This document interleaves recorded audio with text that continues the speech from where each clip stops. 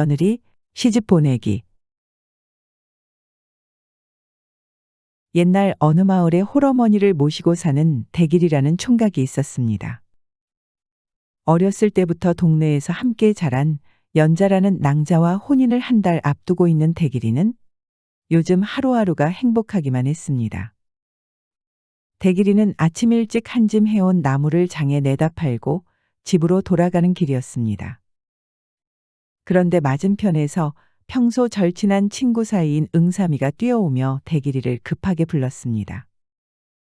대길아, 놀라지 말고 들어. 내가 한두 번 본 게 아니라서 이건 거의 확실한데 말이야. 연자랑 석구가 보통 사이가 아닌 것 같아. 좀 전에도 연자가 먼저 가고 석구가 뒤따라서 뒷산 숲속으로 가는 걸 내가 봤어. 이것이 한두 번이 아니여. 얼른 한번 가봐. 대길이는 반신반의하며 응삼이가 알려준 곳으로 가보았습니다. 그곳에 거의 다다를 무렵 저 멀리에서 연자와 석구가 보였습니다.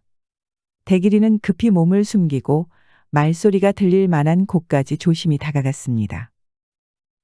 둘은 딱 붙어 앉아서는 연자가 교태를 부리자 석구는 연자를 와락 껴안고 입을 맞추었습니다.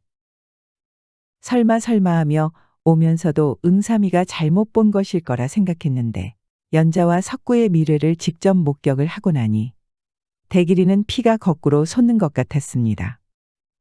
그리고 배신감에 온몸은 부들부들 떨렸습니다. 이러다 대길이가 알면 어떻게 하지? 그 바보가 그걸 어떻게 알아?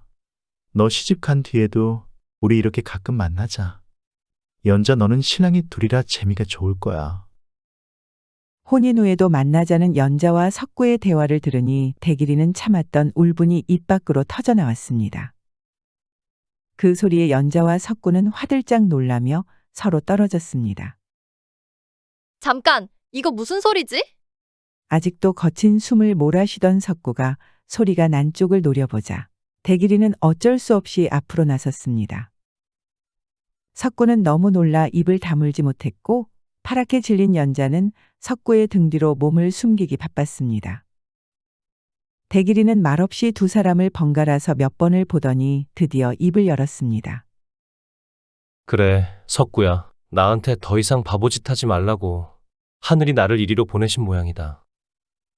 우리 어머님께는 적당히 둘러대고 파혼을 해줄 테니 숨어서 이짓거리 하지 말고 둘이 결혼해서 떳떳하게 살아라.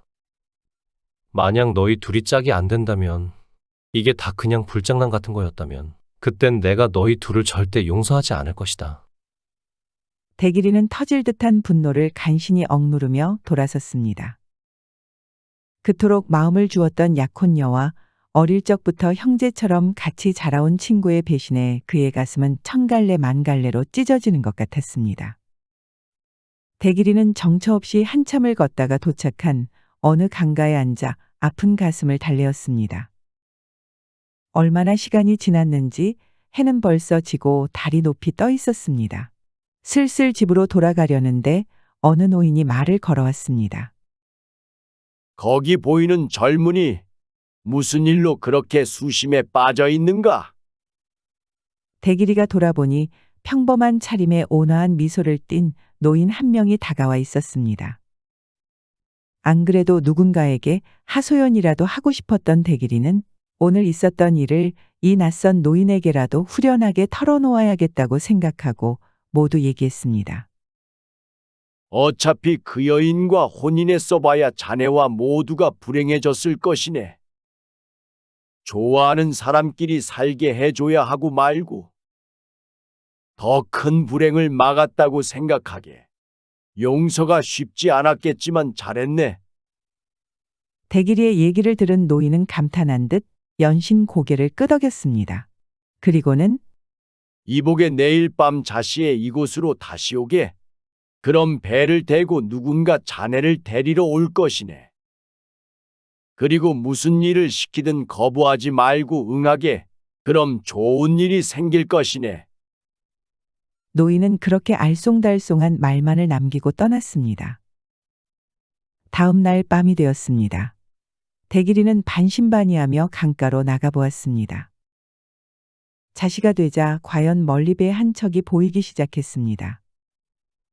사공이 강가에 배를 대자 귀티가 나는 노파가 내리더니 대길이에게 다가왔습니다. 젊은 양반, 저 안에서 기다리고 있는 분이 계시니 어서 배에 오르시오. 대길이는 무슨 일을 시키든 거부하지 말라던 노인의 말대로 노파를 따라 배에 올랐습니다. 배 안에 밀실은 촛불로 환하게 밝혀져 있었고 진수성찬이 차려진 상 앞에 눈부시게 아름다운 여인이 앉아 있었습니다.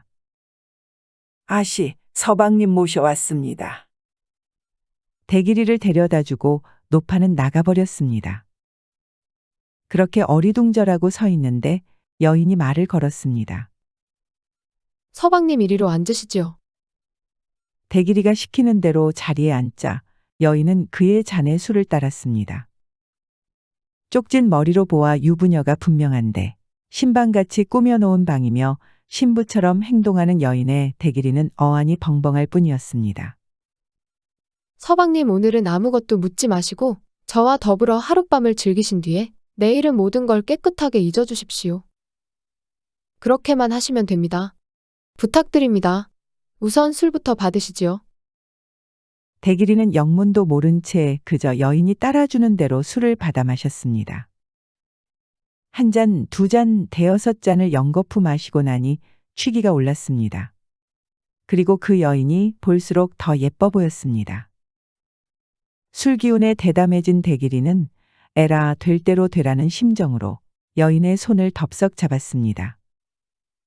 대길이가 짐짓 호기를 부리며 파르르 떨리는 여인의 손을 거칠게 잡아 끌자 여인은 속삭이듯 말했습니다.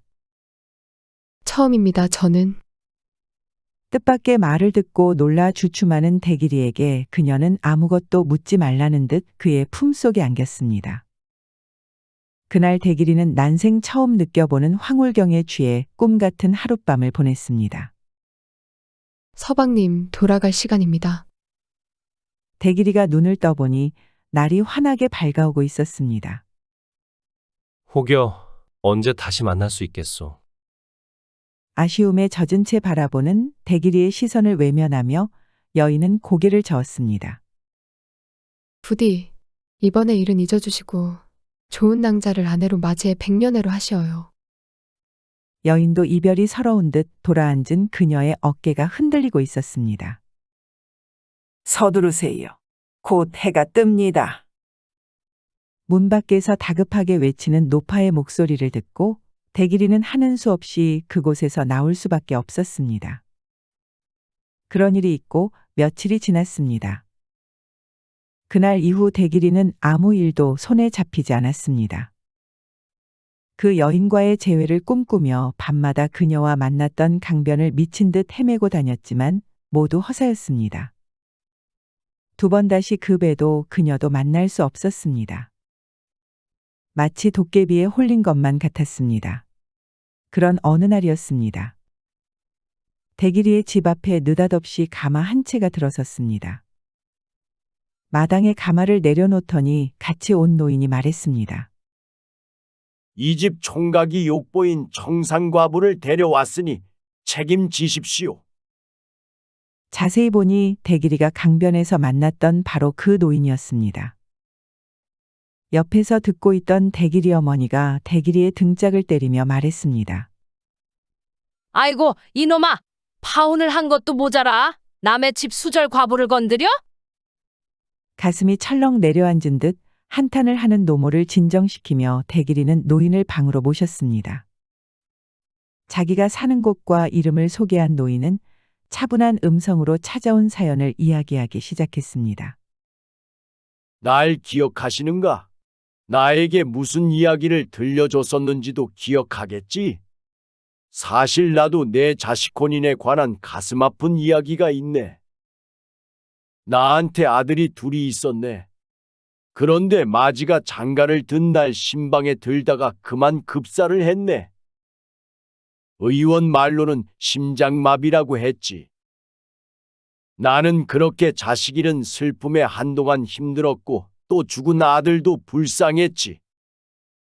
그런데 또 안쓰러운 사람이 있었네.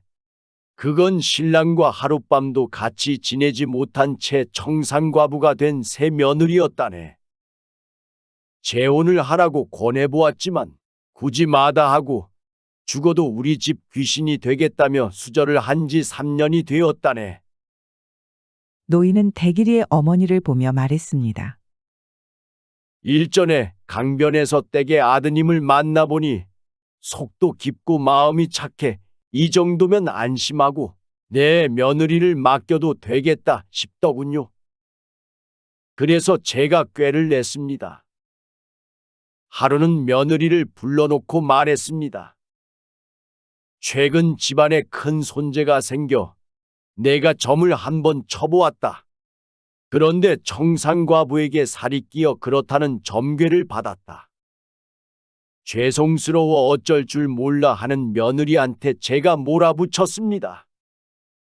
청산과부가 외간 남자와 하룻밤을 동침해야 한다고 하는데 이를 어쩔 테냐 해서 가까스로 며느리한테 허락을 받아내서 그날 밤 배 안에서 아드님과 만나게 한 것이었습니다. 그래놓고는 다음날 며느리를 불러놓고 너는 외간 남자와 정을 통했으니 더 이상 우리 집 며느리가 아니다. 그러니 고집스럽게 우리 집에서 살 생각 말고 그 남자한테 가서 살아라.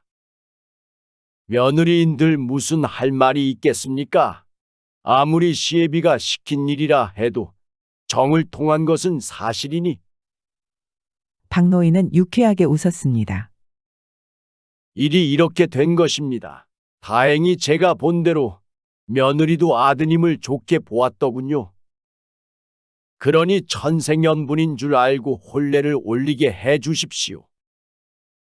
그리고 제가 며느리에게 논 면마지기를 주었으니 그거면 살림살이에 지장이 없을 것입니다. 세상에 이렇게 고마울 때가. 대길이 어머니와 대길이는 기쁨을 감추지 못했습니다. 청산과부로 평생을 살아야 했던 며느리는 시아버지의 속 깊은 배려로 착하고 성실한 총각과 혼인을 할 수 있었습니다. 그리고 약혼녀와 친구로부터 배신당해 파혼했던 대길이도 상처를 모두 잊을 수 있었습니다.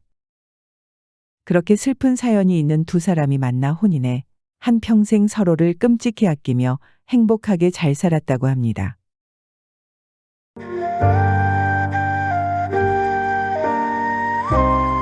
시청해주셔서 감사합니다. 좋아요를 눌러주세요. 더 재밌는 옛날 이야기로 찾아뵙겠습니다.